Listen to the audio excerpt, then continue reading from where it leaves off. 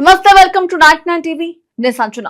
కేరళ రాష్ట్రం పేరును అధికారికంగా కేరళంగా మార్చాలన్న నిర్ణయం దేశవ్యాప్తంగా చర్చకు దారితీసింది. ఈ నిర్ణయం భాషా గౌరవం, సాంస్కృతిక అస్తిత్వం, చారిత్రక మూలాల పరిరక్షణ అనే 3 ముఖ్యమైన అంశాలను ఒకేసారి ముందుకు తెచ్చింది. చాలా కాలంగా మలయాళ భాష మాట్లాడే ప్రజలు తమ రాష్ట్రాన్ని కేరళం అని పిలుస్తూ వచ్చారు. కానీ అధికారికంగా మాత్రం కేరళ అనే రూపమే కొనసాగుతుంది. ఇప్పుడు కేంద్ర ప్రభుత్వం ఈ విషయాన్ని గమనించి స్థానిక భాషా స్వరూపాన్ని గౌరవిస్తూ ఈ మార్పుకు ఆమోదం తెలిపింది. ఈ పరిణామం కేవలం పేరు మాత్రమే కాదు, ఒక ప్రాంతం తన అసలు గుర్తింపును తిరిగి పొందిన సందర్భంగా కూడా భావించొచ్చు. భారతదేశం భాషా ప్రాతిపదికన రాష్ట్రాలుగా పునర్వ్యవస్థీకరించబడినప్పుడు 1956 నవంబర్ 1న మలయాళం మాట్లాడే ప్రాంతాలను కలిపి కేరళ రాష్ట్రంగా ఏర్పాటు చేశారు. ఆ సమయంలో భాష ఆధారంగా రాష్ట్రాల ఏర్పాటే ప్రధాన లక్ష్యం అయినప్పటికీ పేర్ల విషయంలో స్థానిక ఉచ్చారణలు పూర్తిగా ప్రతిబింబించలేదు. మలయాళంలో ఎప్పటి నుంచో కేరళం అనే పదం వాడుకలో ఉండగా అధికారిక పత్రాల్లో కేరళగా నమోదైంది. ఈ వ్యత్యాసం దశాబ్దాలుగా కొనసాగుతోంది. కేరళం అనే పేరుకు భాషాపరంగా కూడా ప్రత్యేకమైన అర్థం ఉంది. మలయాళంలో కేర అంటే కొబ్బరి చెట్టు, అలం అంటే భూమి లేదా ప్రదేశం. ఈ 2 పదాలు కలిపితే కొబ్బరి చెట్ల భూమి అనే అర్థం వస్తుంది. కేరళ ప్రాంతమంతా కొబ్బరి చెట్లతో నిండిపోయి ఉండడంతో ఈ పేరు సహజంగానే ఏర్పడిందని భావిస్తారు.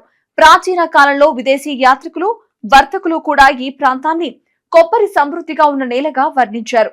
అందువల్ల ఈ అర్థం భౌగోళిక వాస్తవానికి కూడా సరిపోతుంది. చారిత్రకంగా చూస్తే ఈ ప్రాంతానికి చెర రాజవంశంలో కూడా బలమైన సంబంధం ఉంది. ప్రాచీన కాలంలో ఈ ప్రాంతాన్ని చెర సామ్రాజ్యం పాలించింది. ఆ కారణంగా ఈ ప్రాంతాన్ని చేరాళం అని కూడా పిలిచేవారు. కాలక్రమేణా భాషా మార్పులు, ఉచ్చారణ భేదాల వల్ల చెర అనే పదం కేరాగా మారి చివరకు కేరళంగా స్థిరపడిందని చరిత్రకారులు వివరిస్తారు. ద్రావిడ భాషల్లో చ మరియు ఖ అక్షరాల మార్పిడి సాధారణంగా కనిపించే అంశం. ఈ పేరుకు సంబంధించిన ఆధారాలు ప్రాచీన శిలా శాసనాల్లో కూడా కనిపిస్తాయి. మౌర్య చక్రవర్తి అశోకుడు కాలానికి చెందిన శాసనాల్లో ఈ ప్రాంతాన్ని కేరళ పుత్ర అని పేర్కొన్నారు. ఇది క్రీస్తు పూర్వం 3వ శతాబ్దానికి చెందిన ప్రస్తావన. ఆ శాసనాల్లో దక్షిణ భారతదేశంలోని ఇతర రాజ్యాలైన చోళ, పాండ్యాలతో పాటు కేరళ పుత్రులను కూడా పేర్కొనడం ఈ ప్రాంతానికి ఉన్న ప్రాచీనతను స్పష్టంగా చూపిస్తుంది. అంటే కేరళం అనే పేరు కేవలం ఆధునిక కాలంలో వచ్చింది కాదు, వేల సంవత్సరాల చరిత్ర కలిగింది. పౌరాణిక దృష్టికోణంలో కూడా కేరళానికి ప్రత్యేకమైన కథ ఉంది.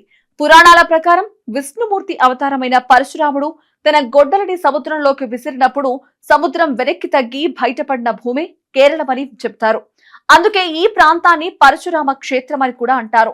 ఈ కథ చారిత్రకంగా నిర్ధారణ కాలేకపోయినా స్థానిక సంస్కృతి విశ్వాసాల్లో మాత్రం ఎంతో ప్రాధాన్యం కలిగి ఉంది.